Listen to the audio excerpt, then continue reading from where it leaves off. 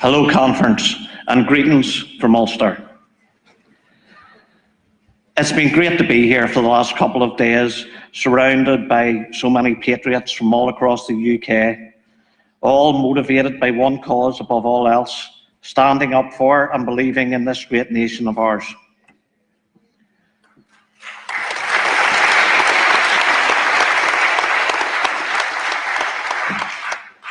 I'm pleased to be here as spokesman for Northern Ireland, and I'm happy to report that we've come a long way as a party during the last few months. As in much of the rest of the nation, the Northern Ireland regional branch suffered a few setbacks during the last 18 months. However, under the fresh leadership of Gerard nationally, and thanks to the efforts of our local activists, we've seen a renewed vigour and activity in the party locally, with membership growing month on month. In the last 3 months alone, we've seen an incredible rise of around 40% in the Northern Ireland membership.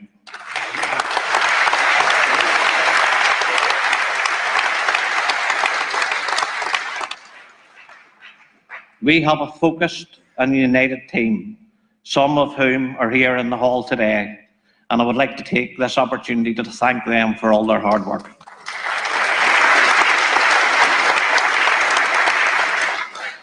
We are now stronger than at any point in history. We stand ready for the challenges ahead and to contesting council elections across Northern Ireland next year. Folks, the people of Northern Ireland need and deserve a real alternative to the legacy parties that continue to fail them. There's another common theme today across our nation. The greatest problems in politics and society are due to the establishment political class. It's no different in Belfast, Cardiff, Edinburgh or London. Their hunger for power and money is much greater than their dedication to serving the people.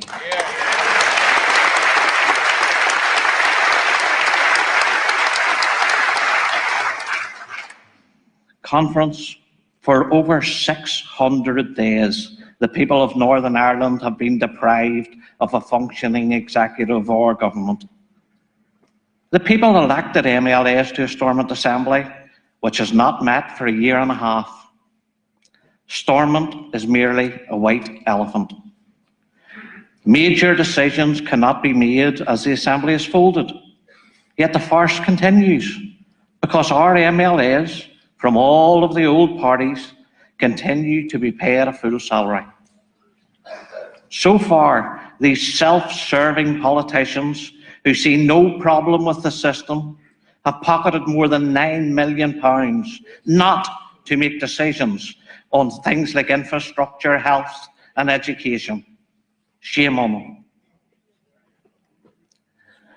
Northern Ireland has essentially been run by senior civil servants during this period. But now the courts have ruled that civil servants don't have the authority to make key decisions. And Mrs. May's government tells us that everything is okay. Yeah. The parties just need time. Well, they've had time. And they've had talks. And they've had talks about talks. But the people of Northern Ireland who don't get a salary for doing nothing don't think it is okay. They think it's madness. Why should the people continue to fund the lifestyles of these MLAs? The old parties in Northern Ireland are wedded to the present Stormont chaos.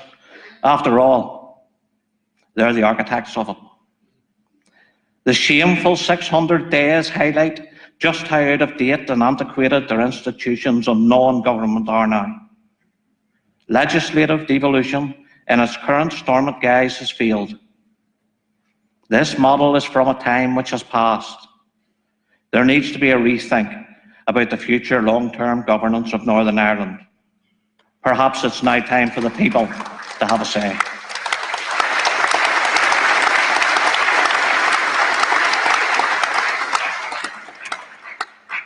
In the meantime, the current situation cannot continue.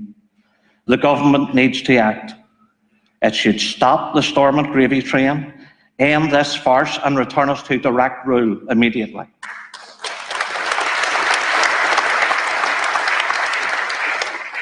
We can then have a mature debate on the future governance of Northern Ireland. The Ramoners locally, aided by their friends in the media, have used their well-paid vacation to tell us that because of Brexit, we're all doomed. Traders, farmers, all of us, we're all doomed. They don't like facts very much, but here's a few for them. Tourism in Northern Ireland is booming. The skyline is littered with cranes as growth continues. Our attractions are seeing increasing numbers of visitors, and cruise ships from across the globe are now regular visitors to Belfast.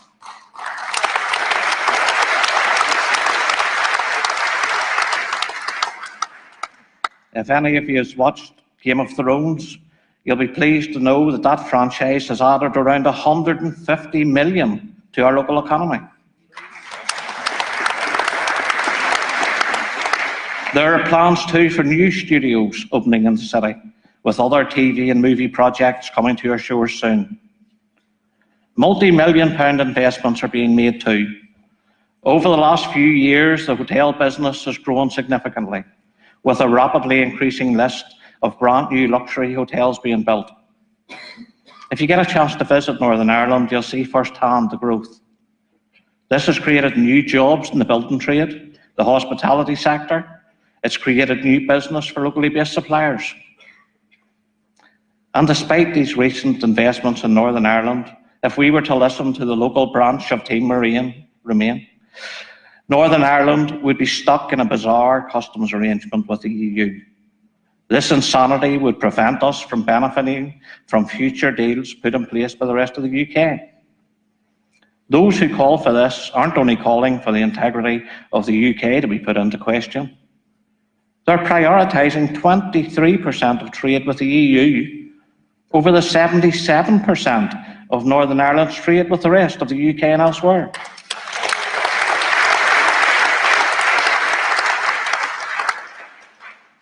Despite what we're told by anti-democrats, it would never have been in Northern Ireland's interest to prioritise access to the Irish Republic over access to the rest of our great nation.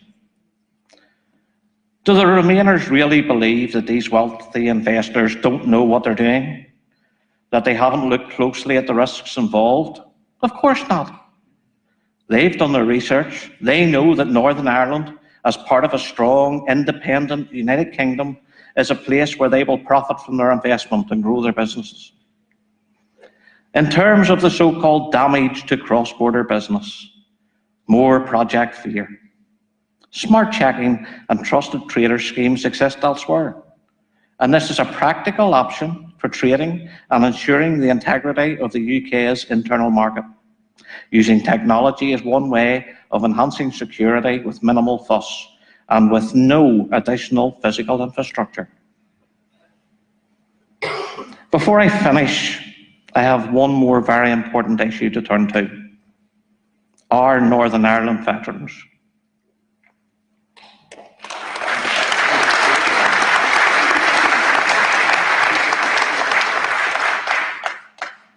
Our armed forces and security services served valiantly during the so-called Troubles in Northern Ireland.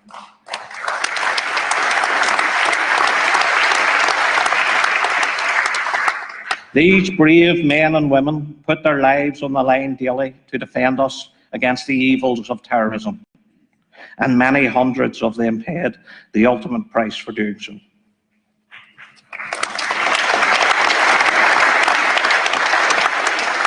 The courage they displayed in protecting us must never be forgotten.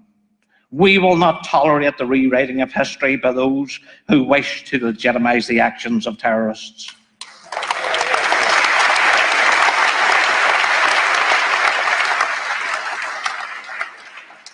Nor must we allow this campaign to take hold where these veterans are continually persecuted in order to appease a narrow political agenda.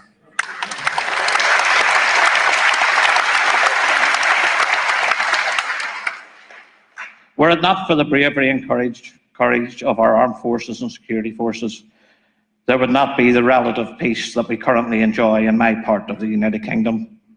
We have a duty to protect those who protected us from the malicious charges and questionable legal claims from the past, some of which stretch back 50 years. Isn't it cruel that whilst a large number of terrorists walked free years ago due to flawed agreements, these men, our heroes, live in fear of a knock at the door? Our veterans should be entitled to know that when they give their all to serve, they can go home with gratitude and not have to continually look over their shoulders. The witch hunts against veterans must stop now.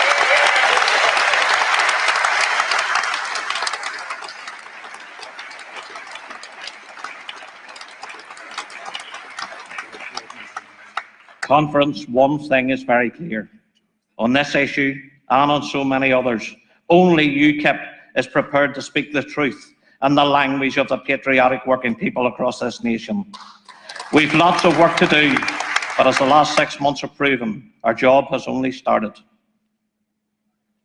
UKIP for the Union. Thank you.